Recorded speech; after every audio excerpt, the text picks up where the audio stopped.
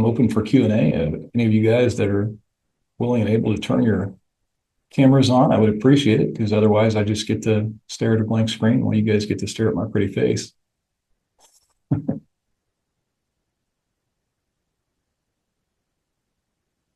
Appreciate it, Victoria. Thank you. Thanks, Dan. Good to see your face. Good to be seen. So who would like to begin? Does anybody have a question for me? Did the presentation spark any thoughts, questions, comments?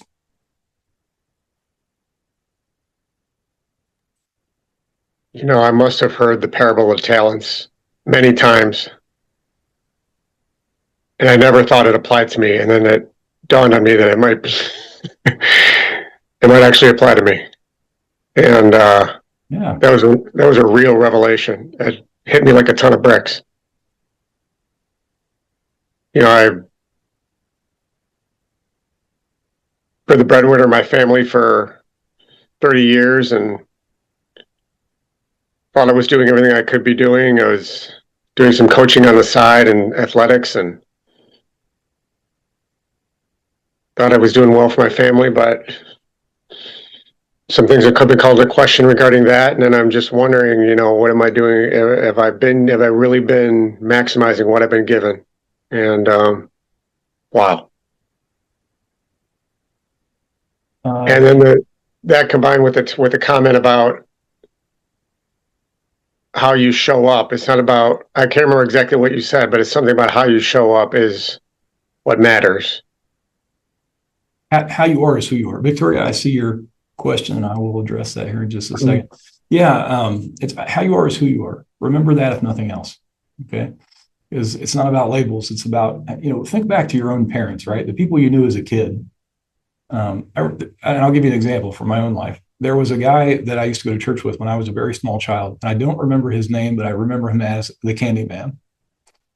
Now, the reason I remember that is because after church, he would stand there with a pocket full of candy and hand candy to every kid that wanted some, right? Just to encourage kids to come to church. I don't know anything about that man. I don't know his name. I remember him as the Candy Man because that was the thing he did, right? And even as parents, it isn't your profession necessarily. It's how you are to your kid. And I've raised kids long enough now to know that as an adult, there are throwaway moments that you do not remember that are going to be impactful, just like moments that are shaping to your child that they're going to recall later. And you're going to be like, wow, I don't even remember that. But that, like, I give you another one from my life. My mom, I probably don't give her enough credit, but one of the things, kind of a throwaway comment she made to my sister when we were young, we were teenagers.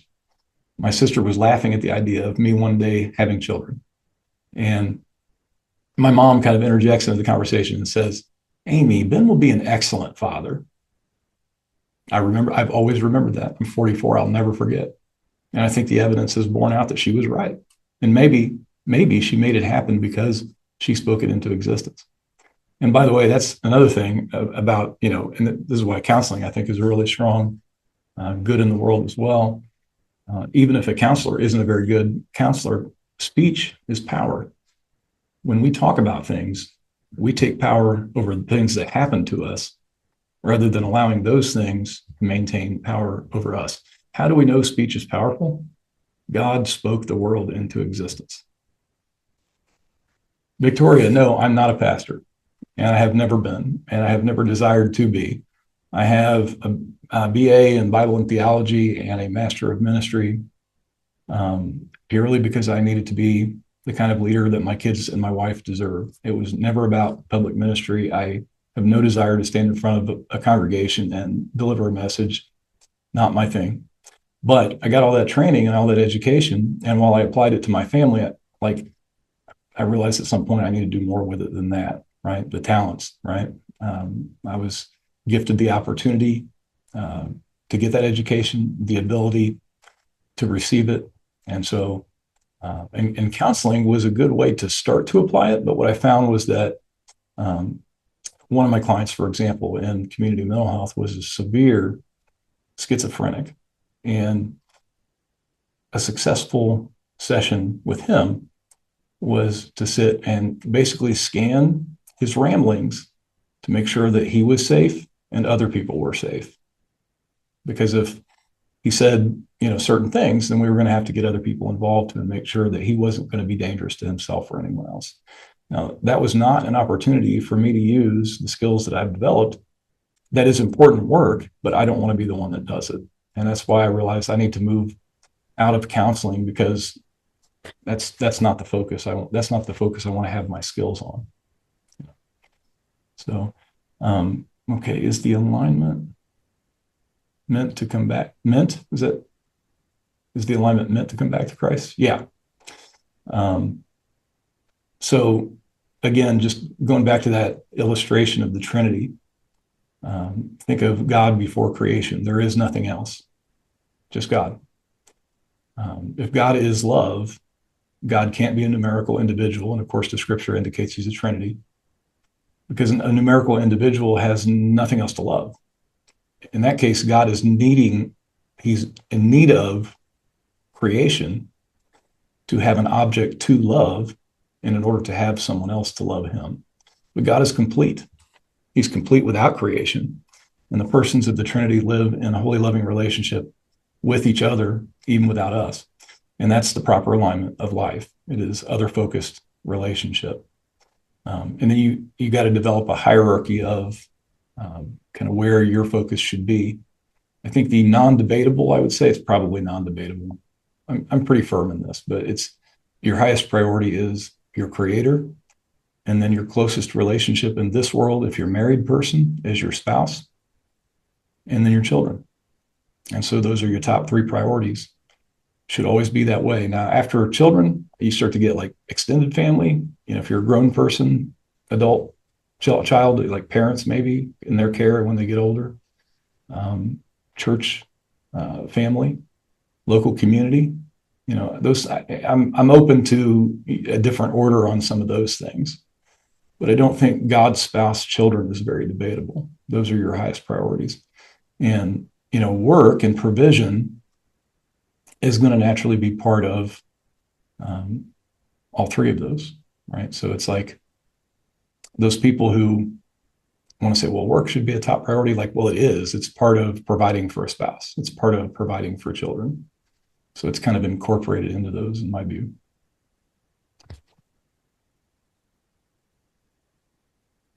Do you believe discovering one's purpose in life will help with anxiety and depression? 100%.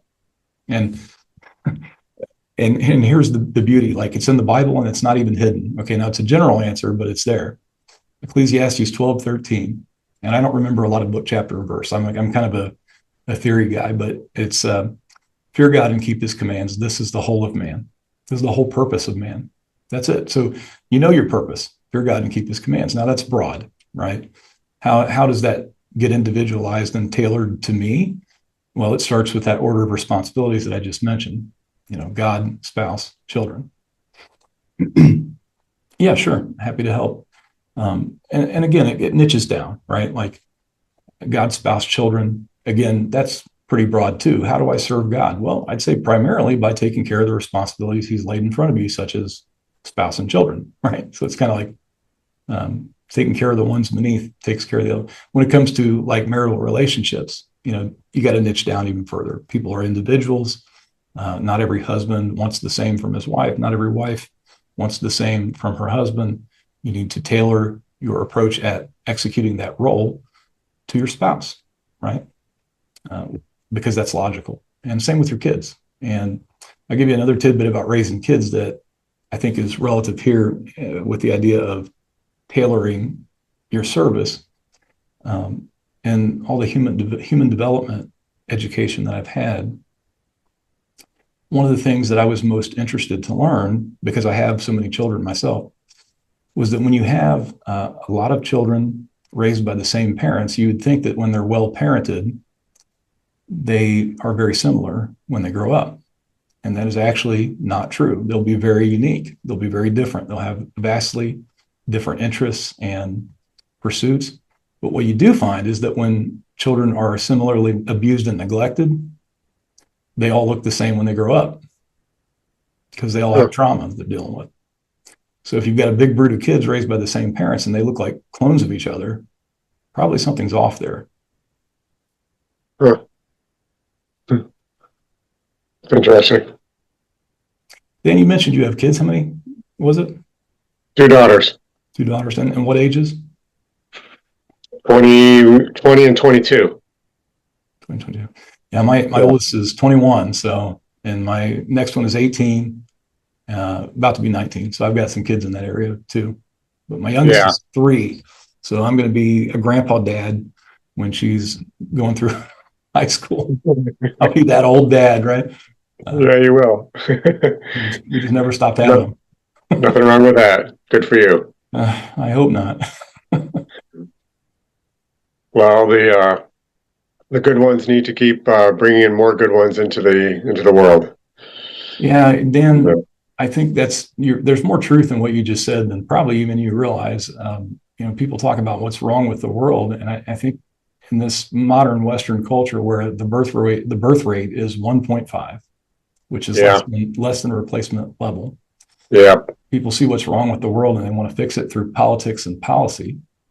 And I think the best way to fix the world, or at least make it better, is like raise decent human beings, right? Yeah. Make the next generation that's better than you are. Yeah. I tell my kids all the time, and there's another dysfunctional pattern that parents employ is a lot of parents, and it's ego, I guess, maybe. They don't, and I'm Appalachian, right? So it is one that I've heard in my raising. You said you're Midwestern too, right, Dan? So yeah. Maybe you've heard this too. Don't get above your raisin. You ever heard that one? I haven't heard that, but I think I know where you're driving at. Go ahead. Yeah, parents don't want kids to get better or beyond them, right? Yeah. Yeah, you want them raising to be like you. Or less than me, because then I feel better. You as a parent, you feel like something better about you than your kid. And it's like, well, I don't know why you would have that attitude. I tell my kids constantly, be better than me. Yes. And then I'll hear parents say, well, I can't tell my kid not to do, let's say smoking. I can't tell my kid not to smoke because I was a smoker. And it's like, no, what I tell my kids is never let any mistake that I made be an excuse for yourself to make the same. Like, that's good. Just because I made a mistake or I did a thing wrong doesn't mean you can do it too. Be better than me. The expectation is that. Victoria's got another question. Hold on just a second. Let me read it.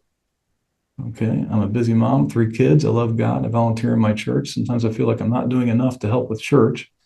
At the same time, I feel like my first mission field is my home and my children. In this moment of my life, what do I think? Well, I think I've already addressed that. And so let me address it again, because I think it's very important. And I appreciate you bringing it up. Yeah. And I think this is, by the way, a conflict that a lot of moms have, right? Because, let me speak narrowly. I don't want to speak for all women. Let me speak for my wife. My wife is a self-described people pleaser. She wants to make everyone around her happy, often to her own detriment, right? But there is a limit to what you can do. There is a limit to the time that you have, because you're a numerical individual with limited time. And the reality is you can't do all the things.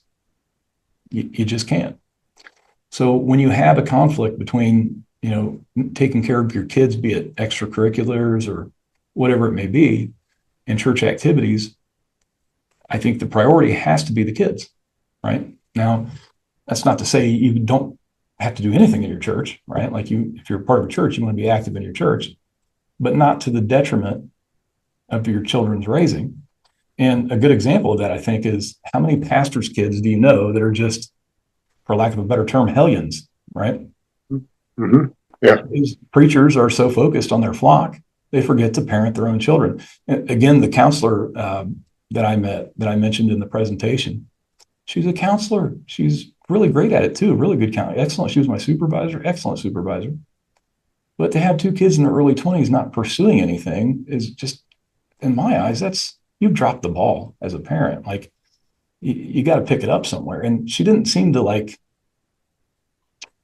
think that there was a thing she needed to do. It was just like, well, they'll figure it out. And it's like, will they? Like, I feel like at 22 years old, it's like, you can't live here anymore unless you're moving towards something, like set an eviction date. Like you at least need to be working, right? Like gaining some life experience. My oldest son that's going for the Master of Marriage and Family Therapy, he's done, at my encouragement, a number of jobs in his young life. He's done everything from install garage doors to work at a coffee shop. And most recently, he worked as a behavior tech with autistic kids, which is an excellent experience. It's not something he wants to do forever, but you want to gain empathy for others, go serve autistic kids. You really gain some perspective. You'd be humbled too. I mean, he's 21 years old. He's a dapper young man, and to be, cleaning up, well, I don't want to be graphic, but to be cleaning up some of the messes that he's come across in that line of work, it's humbling. And that's good. It's good for him. You also work with autistic kids. Okay. Yeah. So you know what I'm talking about there. Yeah, I think it's been a good experience for my son. I also think that it would be a good experience for him to be married a while before he's a marriage and family therapist, but but he's going for that degree now anyway. So, but again, it's like I'm not here to choose their direction. I'm just here to make sure that they're going in a direction, right? So maybe he'll work in community mental health a while before he does specifically marriage counseling, because I remember in counseling school, one of my professors, we were talking about discriminating. Counselors cannot discriminate. If you get a client that comes to you by referral, you can't discriminate. You can't say, I'd rather not work with this person. You don't have that right. But clients do. And the professor looks at me, because I was the oldest guy in the class. I went back in my late 30s. And he looks at me and he says, Ben, who do you not want as a counselor? And I'm surrounded by people like 24 years old, right? And I'm like, any of you 24-year-old counselors that, like, at the time, I'm like 38.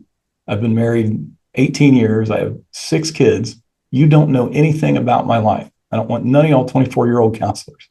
And he laughed and he's like, exactly, right? Like we prefer to work with somebody that knows something about our walk. So yeah. Yeah. You mentioned something about life patterns, Ben. Mm-hmm.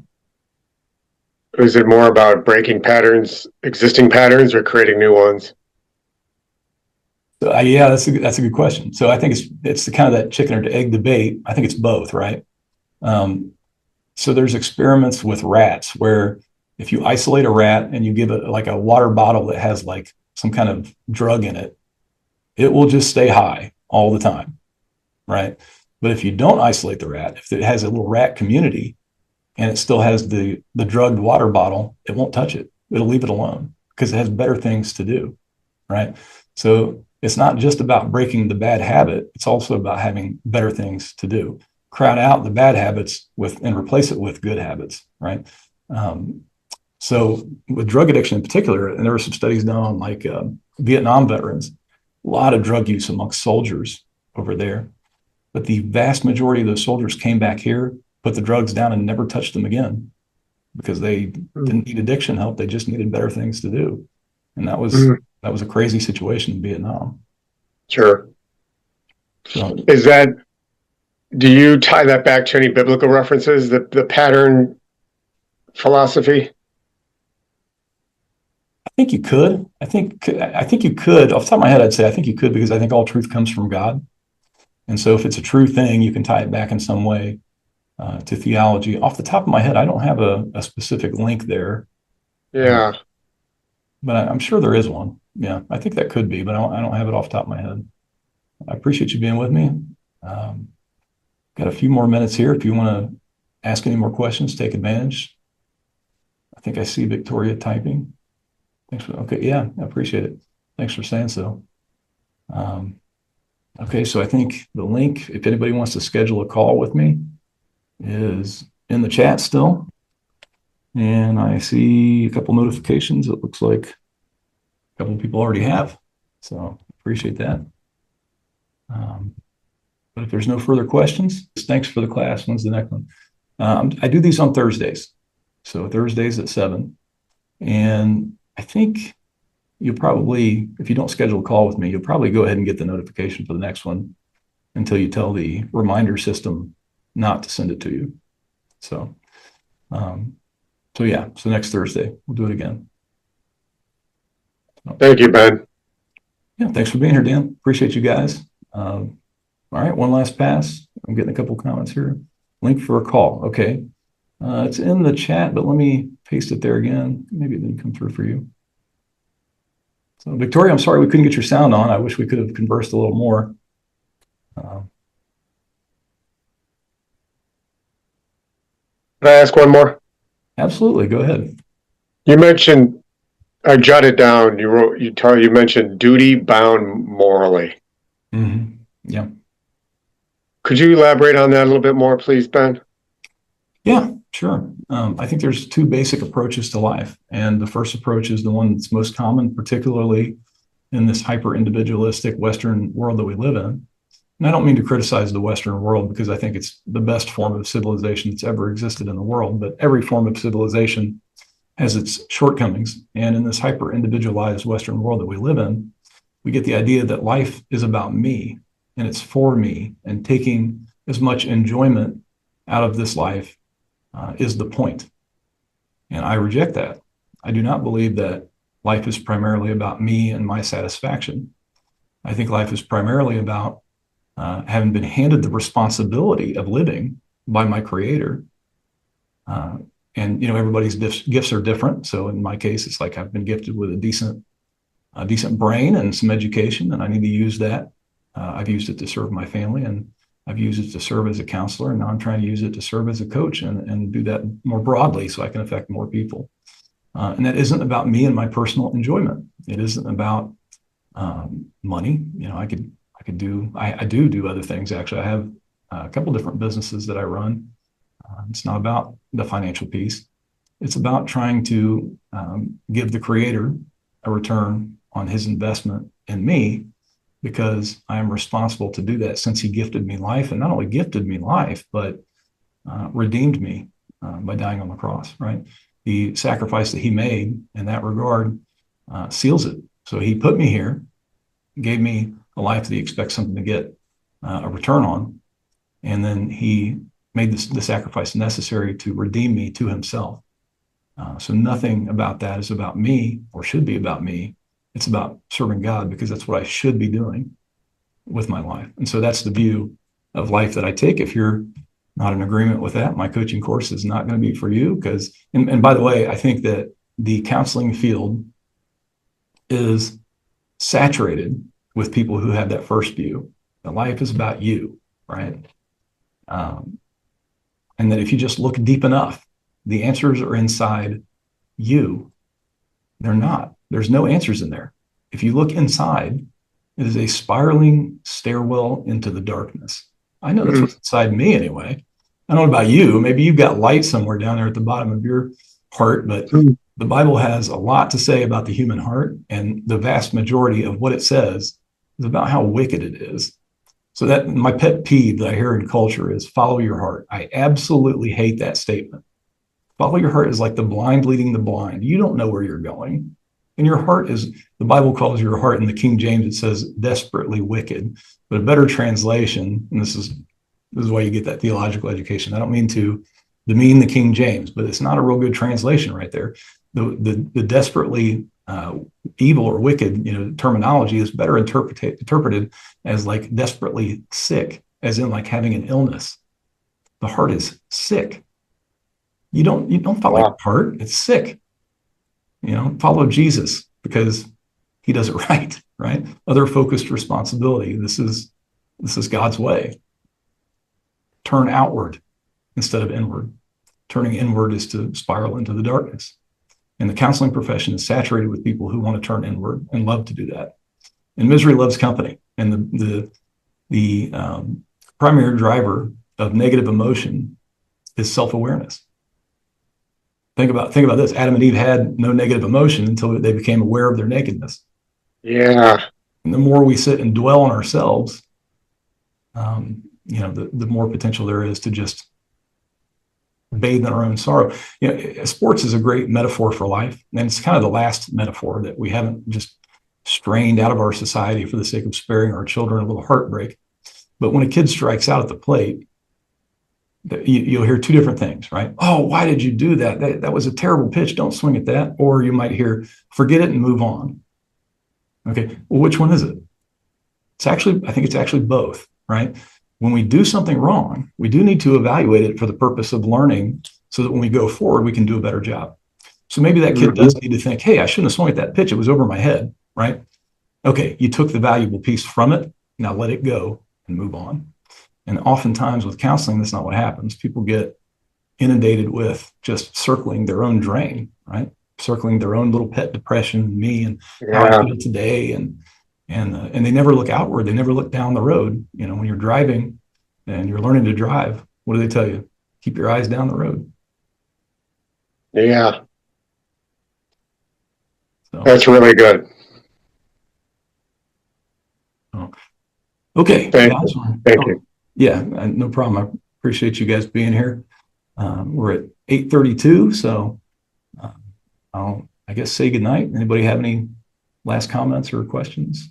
Make one more pass here. Thank you, Ben. All right, guys. Good night. I appreciate you. Appreciate you. Take care. I'll be talking to some of you guys here soon. Sounds great. Take care. Bye now.